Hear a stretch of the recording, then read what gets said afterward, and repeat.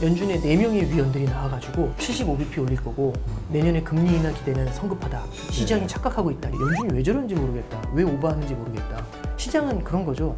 저 사람은 지금 저렇게 소리를 질러봤자 나중에 잘해줄 수밖에 없는 사람이니까 내년 5월이면 금리 인하 들어갈 거라고 지금 다 보고 있어요.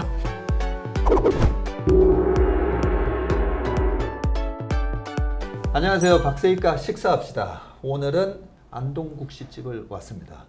제가 아마 평생 제일 많이 찾은 식당 탑5 중에 하나가 아마 안동국시집일 겁니다. 그리고 제가 여의도 업계에서 가장 좋아하는 분이라면 아마 이분을 탑3 안에 제가 꼽을 겁니다. 오늘 신한은행의 오건영 부부장님이신가요? 네, 그렇습니다. 네네네. 네, 오건영 부부장님 모셨습니다. 안녕하세요. 네, 안녕하십니까. 네. 우리 방송에서는 자주 보는데 그죠? 네네. 저는 대표님 자주 봐서 네, 방송에서 자주 봅니다. 네. 아마 제가 더 많이 봤을 거예요.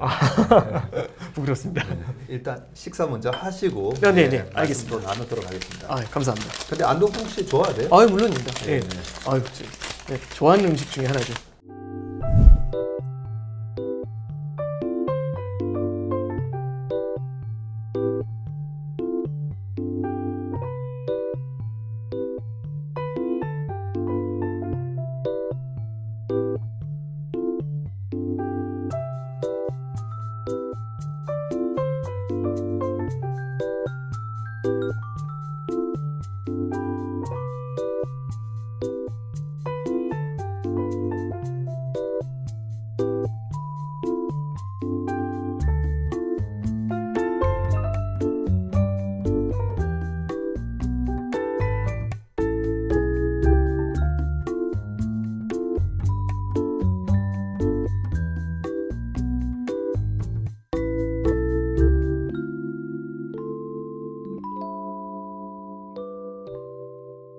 그동안에 페드가 하는 역할을 보면 네. 걔네들 말로 뭐 물가 안정과 고용인데 참 잘했어요.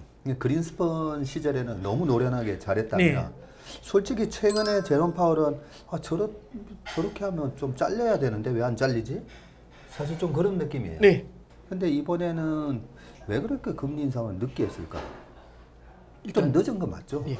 일단 뭐 저도 비슷한 생각을 했기 때문에 네. 뭐 저도 이제 반성은 해야 되겠지만 아마 이제 대표님께서 많이 공감을 하실 수 있을 겁니다. 이게 결국에는 밖에 사람들이 바라보면 진짜 바보다. 어떻게 그 똑똑한 사람들이 저런 말도 안 되는 선택을 하고 아니 다 물가가 올라가는데 저럴까. 근데 이제 제가 기억을 하는 바는 08년도하고 11년도를 겪어보면 네. 인플레이션이 굉장히 큰 이슈였는데요. 그때도 소비자 물가지수 엄청 올랐거든요. 네. 물론 지금만큼은 아니지만 근데 그때 당시 이제 인플레이션을 잡으려고 금리를 올리려고 하니까 하는 순간에 진짜 눅 놓듯이 사라지면서 경기 침체가 딱 드러나는 겁니다. 근데 제 생각에는 그런 것 같아요. 일본식 디플레이션에 대한 두려움이 인플레이션에 대한 공포보다 훨씬 더 컸던 것 같아요. 인플레이션에 대한 공포는 70년대 말에 있었던 거고 그 다음에 90년대부터 2010년까지 일본이 헤어나지를 못하니까 저희는 아무래도 바로 앞에 있는 것들이 훨씬 더 공포스럽다라고 생각한 거고 그렇죠. 인플레이션은 찾아오지 않을 거다라는 생각을 했죠. 저는 2008년도가 아직도 기억나는 게 08년도 10월 달에 그 구제금융을 준비하자라고 해서 7천억 달러 얘기가 나왔어요. 네네. 7천억 달러 의회에서 준비할 때 다들 무슨 얘기냐면 미쳤다고. 어떻게 이 많은 돈을 푸냐. 이건 납세자 이런 얘기도 있었지만 그것보다 더 논리적으로 이런 얘기도 있었죠. 이렇게 돈 풀면 하이퍼 인플레이션이 온다. 그러니까요. 예. 그래서 0.7조 달러를 푸는데 의회에서 한 달이 걸렸습니다. 그때는 그랬어요? 예. 08년도 10월 달에 그래서 시장 변동성이 엄청났거든요.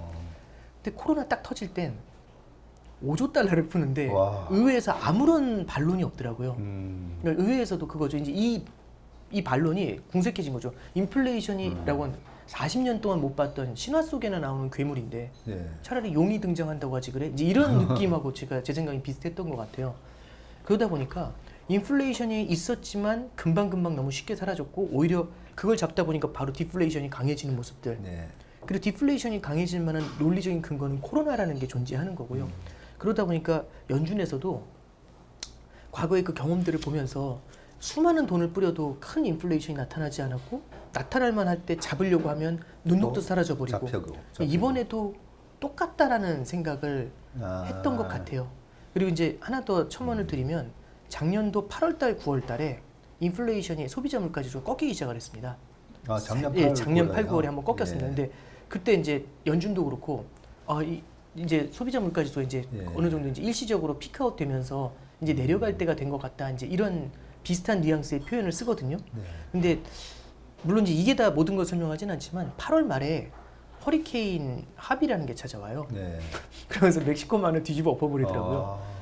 50불까지 내려갔던 유가를 다시 70불, 80불로 끌어올린 다음에 그 다음에 이제 인플레이션이 그때부터 이제 굉장히 강해지는 모습으로 쭉 이어져 가게 되죠. 그래서 올해 초에 파월 의장이 의회에서 이제 반성문 쓸 때 그 얘기를 하더라고요. 작년 가을에 물가가 조금 주춤해지기 시작을 할 때 우리는 그게 이제 사실상 인플레이션이 끝났다라고 생각을 했었다. 근데 그게 이제 거기서 다시 물가가 고개를 들자마자 예. 파월이 이제 선택했던 건 잭슨홀에서 연내 테이퍼링으로 들어갔던 거고요. 사실은 연내 테이퍼링을 할 게 아니라 연내 금리 인상을 했어야 되는데 또 하나의 공포는 버냉키 의장이 그 얘기를 해요. 연준에 대해서 이제 전임자한테 비난을 하더라고요. 그래서 저거는 좀 약간 이상한데라고 했는데 이제 비난을 하다가 뒤에 이제 달래주면서 하는 얘기가 이해는 된다. 연준이 늦은 이유 이것이 이해가 된다. 첫 번째는 파월이 자기가 테이퍼링을 할 때 2013년도 테이퍼링 할 때 내 밑에 있었다. 그때 테이퍼 텐트럼이 얼마나 심각하게 예. 일어나는지 우리가 얼마나 큰 걱정을 했는지를 예. 생생히 기억을 한다. 그러니까 테이퍼링을 해도 그러니까 결국에는 긴축도 아니고 조금씩 주는 걸 줄인다라고 해도 그 난리가 나는데 네. 그 난리가 나는데 지금 여기서 이제 빠르게 과연 갈 수 있겠느냐 그 얘기를 했던 거죠. 그러니까 연준 입장에서는 그랬던 것 같아요. 물가가 오른다라고 하면은 빨리 간다라는 게 일단 테이퍼링 조금 빨리 하자. 그런 다음에 금리 인상하고 그런 다음에 이제 양적 긴축까지 이제 이렇게 로드맵을 이렇게 단계적으로 그려놨던 거죠. 근데 이렇게 세게 올라오니까 이걸 압축을 해야 되는데 압축을 해야 된다라는 생각을 40년 만에 찾아오는 거니까 못했을 겁니다. 그래서 이제 연준도 결국에는 이제 고배를 들게 된 거고 굉장히 큰 실수를 했다라고 지금 세간의 조롱거리가 돼버린 케이스죠. 예. 하긴 그러고 보니까 정말 20년 동안에 2001년인가 2002년도에 그 중국이 WTO에 가입하잖아요. 그렇습니다. 네. 세계 무역기구에 가입을 하고 중국이 전 세계 공장 역할을 하면서 어마어마하게 싼 물건을 미국에다가 공급을 해주다 보니까 2003년, 4년, 5년 그때도 이제 금리를 확 낮췄다가 이제 주가가 올라가기 시작하고 원재재 가격도 올라가는데 원재재 가격이 그때 꽤 많이 올라가는데도 계속 골디락스. 예. 그렇게 뜨겁지도 않고 차갑지도 않은데 경제는 되게 좋은 현상이 나타나서 그때는 이제 중국이라는 게 있었고 그래서 요즘 IPEA인가 뭐 인도 퍼시픽 뭐 이런 거 이코노믹 뭐 프레임 뭐 이런 거 한다 했잖아요. 방금 드는 생각이 2000년대 초에 중국을 이용해서 싼 공산품을 만든 것처럼 이번에는 인도를 이용해서 그렇게 싼 공산품을 만들어서 물가를 잡으려고 하는 건가? 갑자기 그 생각이 들었어요. 이제 저도 이제 그럴 수도 있다고 생각합니다만 제가 이제 산업에 대한 이해도가 워낙 일천해서 근데 저는 이제 그때 당시 저도 요즘 고민하는 것 중에 하나가 이런 생각을 좀 합니다. 뭐냐면 90년대 말 2000년대 초로 가면 사람들이 다 미국 조식을 좋아했었거든요. 그렇죠. 예, 그때는 왜냐하면 동아시아 국가들이 전부 다 IMF 외환위기에 처해버렸고 일본은 파산한다고 했고 홍콩은 러시아도 그렇죠. 러시아도 디폴트 났고 브라질도 디폴트 나고 그러니까 이머징은 사실상 초토화돼 있고 유로존은 병합한 다음에 지금 막 해롱거리고 있고 그러니까 전 세계적으로 투자할 만한 곳이 한 군데도 없었거든요. 그때는 원자재 가격도 낮았으니까 호주, 캐나다도 고전하고 있고 그럼 전 세계에서 보이는 건 딱 미국 하나입니다. 그럼 미국이 전 세계를 하드캐리하는 구조였고 그래서 달러가 강했던 건데요. 근데 이제 그게 IT 버블을 하고 같이 이제 침몰해 버린 거지 않습니까? 그러면 2000년도, 2001년도에 사람들이 느끼는 비관론, 그 비관은 어마어마했을 것 같아요. 왜냐하면 전 세계의 수요의 축이라는 게 아무것도 존재하지 않지 않습니까? 왜냐하면 미국이라는 싱글 엔진으로 날았던 비행기가 싱글 엔진이 식어버리면 비행기가 가라앉을 수밖에 없잖아요. 와, 엄청나게 두려웠겠다라는 생각을 했었는데 그 이후에 2000년대부터 2010년까지를 돌아보면 저는 이제 2004년부터 이제 마켓을 보기 시작을 했지만 2004년, 2005년, 2006년으로 가보면 누구도 미국 펀드 가입하겠다는 사람은 없었습니다. 중국. 뭐. 중국과 이머징, 브릭스 이런 쪽이었거든요. 그리고 국내 주식들. 국내 주식 중에서도 뭐 사실 현대차나 삼성전자처럼 수출주보다는 워낙 강세였으니까요. 그때는 이제 조선이라든지 이런 쪽에 중국 투자 관련주들도 굉장히 인기가 많았는데 그때를 참 돌아보면서 과연 2000년도 초반, 초중반에 과연 이머징의 시대가 찾아올 거라고 사람들 중에 누가 생각을 했었을까? 네. 저는 그 스타트를 끊어준 게 WTO 가입이라고 생각을 합니다. 네. 그러면서 새로운 시장이 열리게 만들어준 거거든요. 네. 그러면서 이제 저는 그때 기억나는 게 그래서 2005년, 6년, 7년을 거치면서 선진국은 투자하는 게 아닌 줄 알았었어요. 처음에는. 왜냐하면 선진국은 다 큰 거고 네. 이머징은 클 거지 않습니까? 그렇네요. 그러면은 잘한 성장판이 열려 있는데 투자해야 되냐, 성장판이 닫혀 있는데 투자해야 되냐 하면 로직이 이머징으로 흘러가지 않습니까? 네. 그럼 선진국은 투자할 이유가 없는 거고 사실상 IT 버블 때, 닷컴 버블 때의 고점을 2000년도 3월의 고점을 2015년에 그제서야 회복을 하게 되잖아요, 나스닥이. 그런 걸 이제 돌아봤었을 때 저는 이제 이번에 만약에 지금도 저는 비슷한 구조라고 생각하거든요. 전 세계 어디도 바라볼 데가 없죠. 영국은 이제 스태그플레이션의 온상이 된 거고 그렇죠. 유로존은 사실 경기 침체에 온 거나 진배 없다라고 얘기하고 있고 그 다음에 일본 경제는 지금 사실상 인플레이션까지 올라오고 완전히 진퇴양난에 처해 있고요. 이머징은 뭐 말할 것도 없는 상황이죠. 그러면 이 상황에서 그러면 결국에는 우리가 바라보는 거는 미국 하나를 바라보는 건데 저는 이제 그렇다는 게 아니라 만약 이렇게 된다면 어떻게 될까라는 생각을 해보는 게 여기서 만약 미국이 경기 침체, 테크니컬한 그런 경기 침체가 아니라 실질적으로 경기 침체를 겪으면서 미국의 소비가 한번 휘청이게 된다면 과연 어떤 일이 일어날까? 이제 그런 생각을 해보게 돼요. 그러면 2000년도하고 지금하고 사실상 어떤 그런 의미에서는 비슷하다고 저는 생각하거든요. 미국으로의 쏠림. 10년은 미국의 장이었고 팍스 아메리카나가 90년대의 얘기였고 지금은 미국 투자가 좋다라는 게 빵의 시대였지 않습니까? 그렇죠. 만약 여기서 꺾이게 됐었을 때, 만약 미국의 소비가 꺾이게 되면 과연 그 소비를 누군가 받아줄 수 있지 않을까? 그렇지 않으면 전 세계적으로 어느 시장이나 사는 사람, 파는 사람이 있어야 되는데 사는 사람이 없어지는 거잖아요. 미국이 흔들리면. 누가 살 수 있을까? 그게 성장해 죽일 텐데. 저는 그래서 어떤 의미에서는 약간 프렌드 쇼어링 이런 것들도 사는 사람도 약간 나한테 우호적인 쪽에서 만들어내려고 하는 건가? 그런 생각을 좀 해볼 때 있습니다. 그러니까 뭐냐면 미국의 시대가 계속될지 아니면 여기서 또 다른 변화가 나타나게 될지 그런 고민을 좀 그런 고민을 하시는군요. 예. 아니 그러면 네. 언제부터 이 페드에 그렇게 관심을 가지셨어요? 그러니까 제가 페드에 관심을 가졌다기보다는 이제 은행에 들어가가지고 이제 펀드를 좀 이게 판매를 하게 되더라고요. 제가 이제 2003년도에 은행에 들어갔는데 2004년도부터 이제 은행에서 펀드 판매가 시작이 됐었어요. 그러다 보니까 이 펀드를 갖다가 어떻게 해야 되나 이제 그런 이제 어떤 식으로 판매를 해야 되나 그러다 보니까 이제 경제에 대해서 좀 알아야 되겠더라고요. 근데 이제 아마 제 생각에는 대표님께서 훨씬 더 잘 아시겠지만 이게 그 주가가 오른다 떨어진다를 갖다가 이제 보면서 설명을 해야 되는데 어느 날은 이제 이런 걸 본 거죠. 오늘 주가가 떨어진 이유는 유가가 올라서다. 근데 이해가 되잖아요. 유가가 오르니까 당연히 이제 비용이 많이 드니까 떨어지겠네 이랬는데 또 어느 날은 유가가 오르니까 그 에너지 주가가 오르면서 주가를 끌어올렸다 이러니까 그러면 동일한 변수로 두 개의 결과가 나오는 거지 않습니까? 그러니까요. 그러니까 이게 천수닭 같은 뭐 어떤 때는 외국인이 팔아서 그러고 이제 이런 얘기들이 나오더라고요. 그러면서 이제 좀 하나하나 좀 파들어가 봤는데 제가 생각했을 때는 그게 정답은 아니겠지만 중앙은행의 금리 인상이나 인하가 굉장히 큰 영향을 미치고 있구나라는 걸 좀 생각하게 됐고 그러다 보니까 이제 금리 인상 인하를 갖다가 이제 분석을 하는 애널리스트들, 그러니까 채권 애널들 자료를 좀 많이 봤었던 것 같아요. 그래서 제가 뭐 중앙은행을 해야겠다라고 해서가 아니라 채권 애널들 자료를 좀 보면서 공부를 하다 보니까 아무래도 그쪽에 좀 이렇게 틸팅이 좀 되는 부분이 분명히 좀 있는 것 같고 그리고 이제 아마 이제 저희 채권을 하는 사람하고 주식을 하는 사람은 다르지만 채권을 하는 사람들 같은 경우 이렇게 요만한 것도 계속 보지 않습니까? 그러다 보니까 이렇게 파고 들어가는 자료들이 되게 많았어요. 근데 이제 파고 들어가는 것도 들어가다 보면 또 재밌더라고요. 그러다 보니까 이제 그런 성명서나 아니면 그 사람들이 하는 뉘앙스나 이런 걸 보면서 좀 이렇게 뭔가 분석을 하고 맞으면 되게 쾌감을 느끼고요. 그렇죠. 그런 것들에서 좀 흥미를 느꼈던 것 같아요. 그래서 뭐 제가 거기에 전문가다 이런 건 아니지만 그냥 오랫동안 좀 관심을 갖고 지켜봐 왔다. 그 정도가 되는 것 같습니다. 그래서 요즘 좀 하고 있는 것 중에 하나가 닷컴 버블 때 그 뉴스들을 다 출력을 하고 있어요. 책으로 보는 거하고 책으로 보면은 마치 차를 타고 거리를 지나가는 느낌이고요. 신문 기사를 갖다가 하나하나 보면 리포트를 보면 자전거를 타고 지나가는 느낌이고 신문 기사를 하루하루 다 뽑아서 읽어보면 그냥 거리를 걸어가는 느낌. 근데 그때 어떤 신문에서는 그 심리라는 게 드러나니까 그렇죠. 사람들이 어떻게 지쳐가는구나라는 걸 볼 수가 있거든요. 그래서 요즘은 좀 그렇게 해서 좀 학습은 하고 있는데 그거하고 매일매일의 신문 기사하고 시장이 오르내리는 거하고 매핑하면서 위에서 한 번씩 스캔해 주는 거하고 분명히 좀 다른 면은 있죠.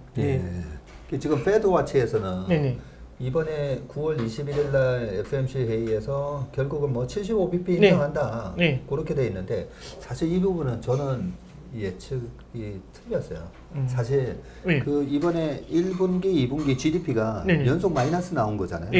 그래서 아니 2분기 연속 GDP가 마이너스 나오고 테크니컬리 그게 리세션 들어간 거잖아요. 그래서 9월 달에 페드가 공격적인 금리 인상을 못할 거다라고 예상했어요. 그런데 75bp를 한다고 하니까 그 꼭 75bp 해야 되는 거예요? 이제 뭐 그러니까 이런 케이스죠. 그러니까 어떤 법칙이나 그런 게 존재하는 건 아니지만 어떤 레벨까지 반드시 올려야 된다 이런 건 아니지만 사실 연준이 소통을 했었고 소통을 해도 거기에 대해서 시장이 이 정도로 받아주면 그러니까 75bp를 한다고 하는데 막 시장이 막 쪼그라들고 이러면 어떡하지 아닌가 이런 생각을 할 텐데 지금 굉장히 강하지 않습니까? 그러니까요. 이러면 75bp를 안 할 이유가 사실은 없습니다. 오히려 이럴 때 총알을 쟁여놓을 필요도 있는 거죠. 그러면 이제 지금처럼 시장이 만약 탄탄하게 지켜주고 있다라고 한다면 이럴 때는 연준이 움직일 수도 있고 연준에서 얘기하는 것 중에 하나가 뭐냐면 결국에는 GDP는 마이너스지만 통계 착시라는 것도 분명히 존재할 수 있다. 이런 얘기를 하면서 이제 고용지표가 반세기 최저지 않습니까? 실업률이. 이걸 언급을 좀 많이 해요. 그리고 미국 사람들의 저축률이 굉장히 높다라는 것도 언급을 하고 있거든요. 그러면 지금 상황에서 이게 실업률이 낮다는 거하고 저축률이 높다라는 거는 어떤 의미에서 얘기하면은 물가 상승세가 어쩌면 조금 사그라들다가도 언제든지 다시 폭발할 수 있다라는 그런 이미지를 줄 수도 있는 거죠. 그렇네요. 돈이 많으니까. 네, 그렇죠. 그리고 이제 인플레이션이 이어지게 됐었을 때는 사람들이 결국에는 인플레이션이 장기화된다라는 기대 때문에 실업률이 낮으면 임금을 더 높이 주는 대로 옮겨가게 되거든요. 그럼 임금하고 물가 그 악순환이 나타날 가능성들이 좀 있으니까 연준이 이런 부분을 경계하는 것 같습니다. 그렇군요. 약간 좀 이런 생각이 좀 들어요. 요즘 이제 제가 이제 연준 입장이면 어떨까? 굉장히 곤혹스러워할 것 같다라고 느끼는 게 예를 들어서 연준이 이제 선생님이라고 한다면 애들이 선생님 말을 안 듣는 거거든요. 그러니까 이제 이런 거죠. 내가 너네들이 지금 물가가 이렇게 높아지면 이렇게 자꾸 떠들면 75bp 올린다. 이렇게 얘기를 하면 보통 평소 같으면 이렇게 이러면 놀라가지고 이렇게 고개를 숙이고 아무 말도 안 해야 되는데 너무 떠드는 거죠. 너 두 번째 얘기했어 라면서 75bp를 한 번 더 했는데 큰 소리로. 근데 여전히 멀쩡한 거죠. 이제 세 번째 얘기한다고 이미 경고를 하고 있는데도 시장이 왁자지껄 너무 즐거워하고 있는 거잖아요. 왜냐하면 시장은 그런 거죠. 저 사람은 지금 저렇게 소리를 질러봤자 나중에 잘해줄 수밖에 없는 사람이니까. 그게 우리가 기대했던 내년에 저러다가 또 금리 금방 낮출 거야. 이거구나. 연준의 4명의 위원들이 나와가지고 다 무슨 얘기를 했냐면 75bp 올릴 거고 내년에 금리 인하 기대는 성급하다. 시장이 착각하고 있다. 이 얘기를 했거든요. 굉장히 매파적으로 얘기했어요. 근데 이제 주가가 급등을 했고 연준 금리 인상 확률을 보면 9월 달에는 90% 확률로 75bp를 보지만 내년 5월이면 금리 인하 들어갈 거라고 지금 다 보고 있어요. 내년 5월 달부터 금리 낮추기 시작할 거다라고. 빠르면 내년 5월부터. 그러니까 하반기에는 금리 인하할 거야. 이 기대를 갖고 있거든요. 그러면 이제 제가 이제 얘기하는 거죠. 선생님이 이번에는 진짜 나중에 풀어주지 않는다. 근데 이제 애들이 안 믿는 거죠. 풀어줄 거면서 뭐 하면서. 그러니까 이럴 때 있잖아요. 너무너무 똑똑해지면 저 선생님이 클라이맥스에서 갈굴 때 클라이맥스에서 딱 갈군 다음에 나가버리면 보통 이제 고등학교 때는 선생님이 나가시면 잠깐 이렇게 보다가 1분 지나면 또 떠들잖아요. 근데 이제 하도 그런 걸 많이 학습하다 보면 비현실적이긴 하지만 이런 거죠. 클라이맥스에서 웃어버리는 거죠. 저 사람은 좀 있으면 뛰어나갈 거니까 미리 웃어주는 거죠. 왜냐하면 학생들이야 그렇게 미리 웃어가지고 실익이 없지만 자본시장에서는 미리 뛰어나가야 먹을 게 많지 않습니까? 밑에서부터 바닥에서부터 꼭대기까지 끌어올려야 되니까 지금 이제 시장은 너무 오랫동안 지난 십몇 년의 학습을 해온 거고요. 저러다 말겠지를. 연준은 너무 자기가 이제 결국에는 사실은 길은 잘못 들인 거나 다름없는 건데 잘못된 가르침을 준 건데 그러다 보니까 이제 화가 나고 소리를 지르게 되는 건데 여기서 이제 저는 어떤 걸 느끼냐면 이제 군대 때 이런 게 있었어요. 군대 때 보면은 상사가 2명의 이제 간부가 있는데 첫 번째 간부는 처음에는 되게 잘해주다가 뒤에 말을 안 들으니까 막 갈구는 간부가 있거든요. 그럼 이제 미친 사람이라고 기억을 하게 돼요. 지금도 이미지가 안 좋은데 처음에 막 갈구고 무섭게 하다가 나중에 풀어주면 저렇게 멋있는 사람이 있냐고 그런 얘기를 하거든요. 그렇네요. 네. 저는 연준이 전자라고 생각을 합니다. 네, 너무 잘해줬어요. 너무 잘해주다가 너무 이 모든 모순을 안고 갈 수가 없으니까 이제 승질을 부리는 거거든요. 승질을 부리는데 그 승질을 받아주질 못하고 있는 거죠. 그리고 아유 그러다 말겠지 다 이 생각을 하고 있는데 그러다 말겠지 해서 더 세게 지르면 미쳤다 이제 이런 생각을. 그래서 이제 다들 좀 얘기하는 게 연준이 왜 저런지 모르겠다, 왜 오버하는지 모르겠다, 무리수다, 왜 잭슨 롤에서 왜 그렇게 얘기를 하지? 왜냐면 그런 사람이 아니었으니까요. 그러니까 약간 커뮤니케이션에 실패한 거는 맞는 것 같습니다. 사실 물가하고 직접적인 연관이 있는 거는 페드가 지금 주식시장을 억누르려고 하는 게 아니라 결국은 원자재 시장이나 뭐 투자나 소비를 누르는 거잖아요. 그런 측면으로 보면 가솔린 가격이 5달러 갔다가 지금 뭐 3.6, 3.3? 뭐 이 정도까지 뚝 떨어졌고 천연가스 가격도 고점 대비 뭐 30-40% 빠졌고 뭐 목재 가격 이런 거 보면 연준이 했더니 이 원자재 시장 애들은 과거에 하도 여러 번 맞아봤기 때문에 원자재 시장은 아우 예 조심하겠습니다 하고 이미 그래도 액션을 취해주고 있는 거 아닌가. 그래서 우리가 이번 9월이 마지막인가? 11월이 마지막인가? 12월이 마지막인가? 그 피벗 포인트를 지금 막 계속 찾는 것 같아요.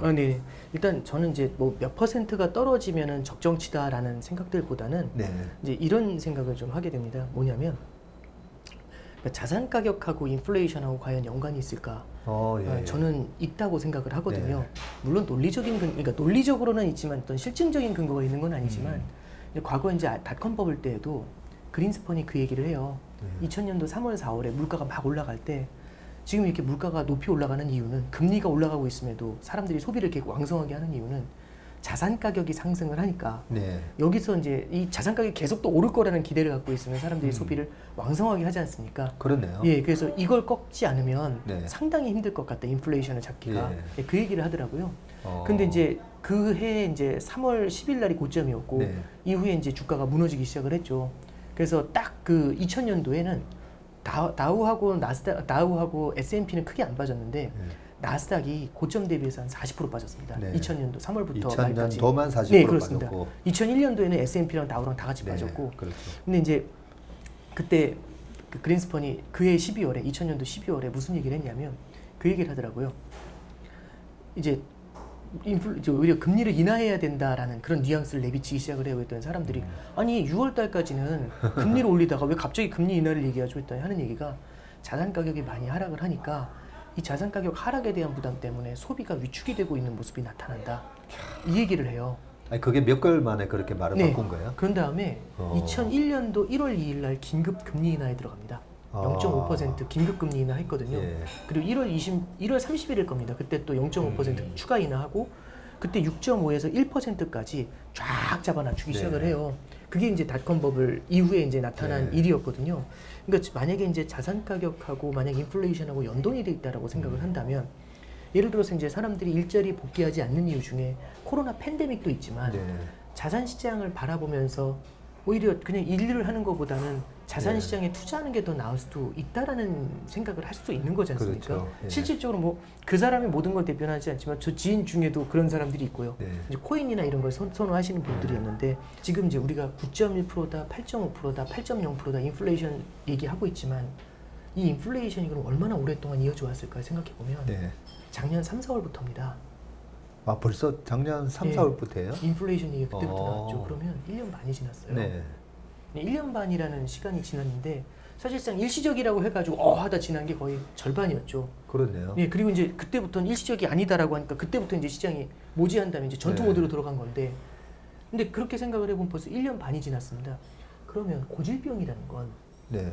얼마나 알아야지 고질병이 될 것인가? 그거는 답은 없을 거예요. 예. 1년 8개월이 딱 찍으면 고질병 된다 이런 건 없는데 네.